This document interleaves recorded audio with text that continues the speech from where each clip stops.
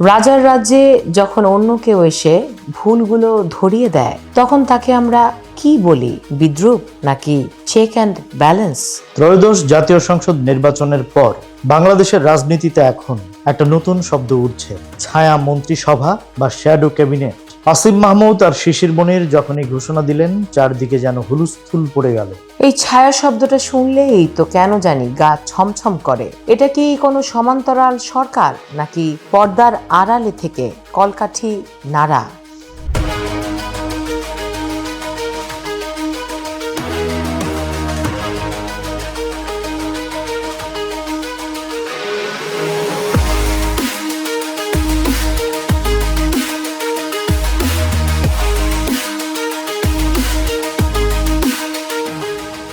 এটি মূলত British Westminster গণতন্ত্রের একটা সৌন্দর্য।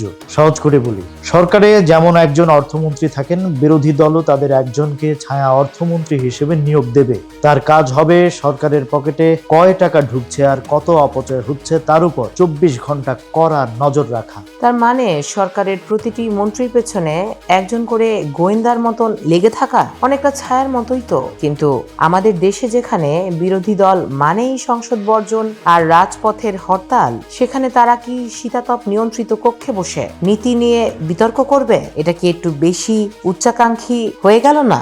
আমাদের এই হার না মানা প্রাণ, গর্বের নতুন দিনের গান। বাংলাদেশে যদি সত্যি এটি কার্যকর হয়, তবে বিরোধী দল কেবল অভিযোগকারী থাকবে না, তারা হবে বিকল্প সমাধানদাতা। তার মানে বিএনপি যদি কোনো নীতি পাশ করতে চায়, বিরোধী দলের ছায়ামন্ত্রী বলবেন, থামুন, আমাদের কাছে এর চেয়ে ভালো প্রস্তাব আছে। এতে সরকারের জবাবদিহিতা যেমন বাড়বে, আমজনতার লাভও তো সেখানেই।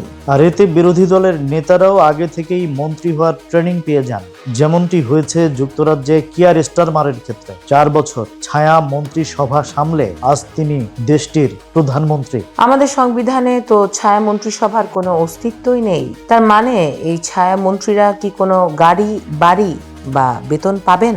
কোনো সরকারি সুবিধা নয়, এটি সম্পূর্ণ নৈতিক এবং রাজনৈতিক ক্ষমতার জায়গা। তবে প্রশ্নটা হলো, এনসিপি বা জামাত এই যে 11 দলীয় জোটের কথা বলছে, তারা কি একযোগে এই কাজটা করতে পারবে, নাকি সবাই রাজা, আমাদের এই রাজার রাজত্বে স্টাইলে সবাই মন্ত্রী হতে চাইবেন? তবে স্বচ্ছতা আর জবাবদিহিতার জন্য এটা হতে পারে এক নতুন দিগন্ত। গণতন্ত্রের মানে শুধু ভোট দেয়া নয়, ভোট দেওয়ার পর সরকারের ওপর ওয়াচডগ হিসেবে থাকাটাও জরুরি। ঠিক তাই, কিন্তু প্রশ্ন হলো, বাংলাদেশের উত্তাল রাজনীতি কি এই সুশীল ছায়া মন্ত্রিসভার কায়া ধারণ করতে পারবে, নাকি এটি শুধুই কাগজের বাক হয়ে থেকে যাবে? দর্শক, আপনাদের কি মনে হয়, বাংলাদেশে কি বিরোধী দল আসলেই ছায়া মন্ত্রিসভা দিয়ে সরকারকে চাপে রাখতে পারবে? কমেন্টে জানান আপনার মতামত।